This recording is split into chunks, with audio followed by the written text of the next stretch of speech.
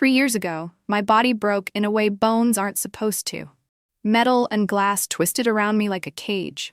I lost my legs, well, most of their use, and I lost the version of myself that I thought was strong enough to carry anything. But I didn't lose everything. I gained something no one talks about. A different kind of closeness. A new version of love.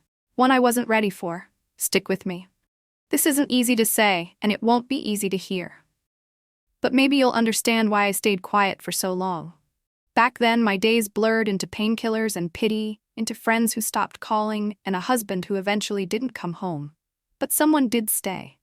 My son, Adrian. He became my world, my caretaker, my reason to keep breathing. At least, that's what I told myself. Until the night I touched his wrist and neither of us moved. Adrian started taking over things Marcus used to do, small tasks at first. Folding laundry, cooking breakfast, reading the mail out loud when I was too tired to reach for my glasses. He moved through our home like he'd always belonged to every corner of it. One morning I tried to sit up on my own and failed. My muscles locked up, pain radiating down through my hip. I barely made a sound, but he was already there. "Easy," he said, steadying me with one hand under my arm. His palm was warm. "Fum." He adjusted the pillow behind me, pulled the blanket higher up my legs, and gave a half smile. "You're stubborn," he said softly. I laughed, but it cracked halfway through. When I looked up, he was watching me, not like a child checking on his mother, but like a man studying someone he was trying to understand. I blinked, and he looked away. That was the first time I noticed how much taller he'd gotten. His jaw had definition now. His voice had lost the softness of boyhood. Even the way he stood felt heavier, like he was carrying something that didn't belong to him. I told myself I was imagining it. But I didn't stop him when he reached for my leg. The power went out just after 9. 1 minute, I was watching the news, and the next, the room fell into stillness. The kind you only notice when it's thick with expectation. Wind hissed against the windows, and the branches outside scratched like they were trying to get in. Adrian lit a candle and carried it into the living room. The flame danced between us as he set it on the coffee table. It flickered across his face, catching on the shadows beneath his eyes, the curve of his mouth, the way his shirt clung to his chest after rushing in from the rain. "You cold?" he asked. I shook my head, but he draped the throw blanket over my lap anyway. Then he sat beside me, closer than usual. The cushion between us disappeared. For a few minutes, we just listened, to the rain, to the heartbeat silence of the house, to nothing at all. His hand brushed mine on the blanket, a small thing, barely noticeable. But neither of us moved. I shifted slightly, and his fingers followed, finding mine. They didn't squeeze, they didn't twitch, they just rested, warm, still, like they belonged there. And for one breathless moment, I didn't pull away. The day after the storm, the house felt different, brighter somehow, harsher. Adrian made eggs for breakfast like he always did. Set the plate down gently. No eye contact, no conversation. I didn't touch the food. He moved through the kitchen like a ghost, present, but not really there. I found myself watching him, hoping for something familiar, something that would pull us back to normal. But his steps were cautious, calculated. Mine were worse. The couch still held the shape of where we sat. My hand still remembered the feel of his fingers. My chest still tightened every time I remembered that we didn't pull away. I started filling my days with anything that kept me upstairs, organizing drawers I hadn't touched in years, folding clothes that didn't need folding, sitting in the tub long after the water turned cold. Downstairs, I heard his footsteps hesitate near the door, then continue on. At dinner, he passed me the salt. Our fingers brushed. I flinched. He didn't. We spoke in short, safe sentences. "More tea?" "I'll do the dishes. Thanks." But even the silence had weight. I could feel him watching me when I turned away. I could feel the heat in my face when he stood too close. We had become careful strangers in the same small house, and I couldn't tell if that was better or worse.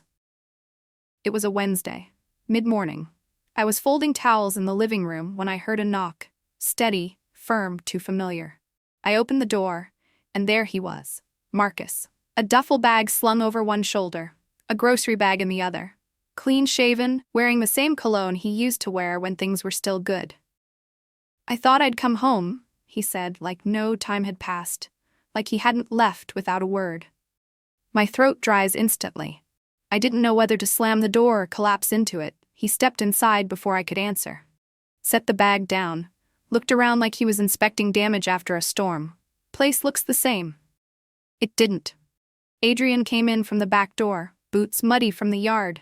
When he saw Marcus, his jaw tightened. No words, just that sharp, still look that held too much. Marcus opened his arms, but Adrian didn't move. "You're back," Adrian said flatly, not a question, not a welcome. Marcus lowered his arms. Something passed between them in that moment, an exchange that didn't need words. I watched it happen from across the room and a chill settled into my skin. Marcus may have returned as a husband, but Adrian wasn't his son anymore. It was the envelope that betrayed me. I had tucked it between pages of an old journal, something I hadn't touched in years. A letter I never meant to send. Just thoughts I needed to put somewhere. Words that had no right to live out loud. Marcus found it during one of his cleaning sprees. He'd been rearranging bookshelves, trying to reclaim old spaces. He read it. Every word. When I came downstairs, he was standing in the kitchen, the paper trembling in his hand. His eyes weren't angry. They were hollow, like someone had emptied him from the inside out. "I don't even know who you are," he said. I didn't answer. There was no explanation that wouldn't turn into an indictment. "You wrote this to him," he whispered. "You wrote this to our son." His voice broke, not with rage, but with something colder, something final. Adrian stepped in, ready to defend me, but Marcus didn't swing or shout. He just folded the letter and set it on the table. "You two deserve each other," he muttered. He was gone by morning. No suitcase, no note, just a silence that wouldn't leave. "Helena, there are mornings I wake up and forget, for just a second, what we did. Then the weight returns, quiet and heavy, like wearing soaked clothes under my skin. I started therapy. Not the kind where they ask you to relive everything, just the kind that makes you name it. Guilt, longing, shame. The ache of knowing some part of me still misses his touch." Adrian moved out 2 months after Marcus left. He didn't slam the door. He didn't make a scene. He just said he needed space and packed his things into the back of a borrowed truck. He sends postcards sometimes. They arrive without return addresses. I keep them in a drawer I never open. Adrian College feels different the second time around. I sit in the back row now. I don't speak much in class. I stopped telling people where I'm from. At night, I still hear her voice sometimes, gentle, hurting, calling my name in the dark. I miss her laugh. I miss the way she used to hum while stirring tea. I don't miss the silence that followed what we became. I want to be someone else, someone good. But I carry her with me, stitched into every quiet moment I try to rebuild. We don't talk anymore, not because we hate each other, but because we both know some lines, once crossed, never erase. This isn't the kind of story people pass down. It doesn't end with growth or closure or redemption wrapped in a neat bow. It just ends. The rooms are quieter now. The shadows are longer, and sometimes when I catch my reflection, I don't know who's looking back. We made choices, in silence, in loneliness, in the soft dark where no one was supposed to see. But the echo doesn't stop just because no one's listening. Love is not a license. Want is not a reason. And forgiveness? It doesn't fix everything. It just allows the pain to settle somewhere quiet.